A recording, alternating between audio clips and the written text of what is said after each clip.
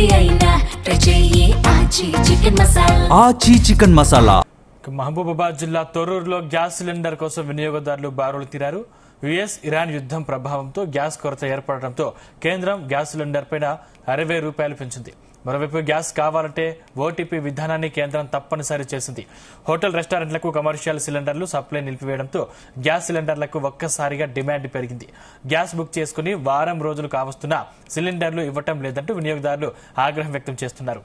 గృహాలకు వినియోగించే సిలిండర్లను హోటళ్లకు ఇస్తున్నారని వినియోగదారులు ఆరోపణలు చేస్తున్నారు. నేను ఇక్కడ తొర్రూరులో ఉంటా. నేను గ్యాస్ మొన్న బుక్ చేసిన, ఇంటికి వస్తుందేమో అని చెప్పి చూసిన, కానీ ఇక్కడికి వస్తే పరిస్థితి వేరే ఉంది. నేను ఇక్కడ పొద్దున 9 గంటలకు వచ్చి నిలబడితే ఇప్పటి వరకు కూడా ఎలాంటి రెస్పాన్స్ లేదు, గేటు కూడా తీయట్లేదు. కనీసం మరి ఇంతమంది ఉన్నారని చెప్పి వాళ్ళు ఎలాంటి చర్యలు కూడా తీసుకోలేకుండా ఉన్నారు. ఇంకోటి బయట బ్లాక్ ధందా చేస్తూ ఉన్నారు, హోటల్ వాళ్ళకి వీళ్ళకి కూడా ఇస్తూ ఉన్నారు. కానీ సామాన్య ప్రజలు మాత్రం చాలా ఇబ్బందులకు గురి చేస్తారు. దీనిపైన ప్రభుత్వం స్పందించి మాకు వెంటనే గ్యాస్ రిలీజ్ చేయాల్సిందిగా మనవి చేస్తున్నాం.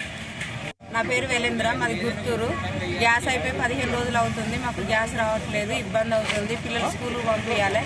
వేరే వాళ్ళకి ఇస్తారు, హోటళ్లకు హాస్పిటళ్ళకి ఇస్తారు, కానీ మాకు ఇవ్వడానికి ఇబ్బంది పడుతున్నారు. మేము చాలా ఇబ్బంది పడుతున్నాం. పిల్లలు స్కూల్ పంపించలేకపోతున్నాం. త్వరలో మాకు గ్యాస్లు రిలీజ్ చేయాలని మనవి చేస్తున్నాం.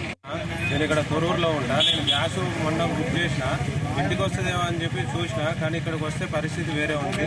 నేను ఇక్కడ పొద్దున 9 గంటలకు వచ్చి నిలబడితే ఇప్పటి వరకు కూడా ఎలాంటి రెస్పాన్స్ లేదు, గేటు కూడా తీయట్లేదు.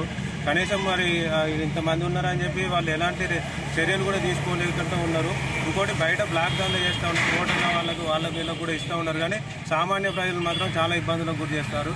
దీనిపైన ప్రభుత్వం స్పందించి మాకు వెంటనే గ్యాస్ రిలీజ్ చేయాల్సిందిగా మనవి చేస్తున్నాం. నా పేరు వేలేంద్ర, మాది గుంటూరు.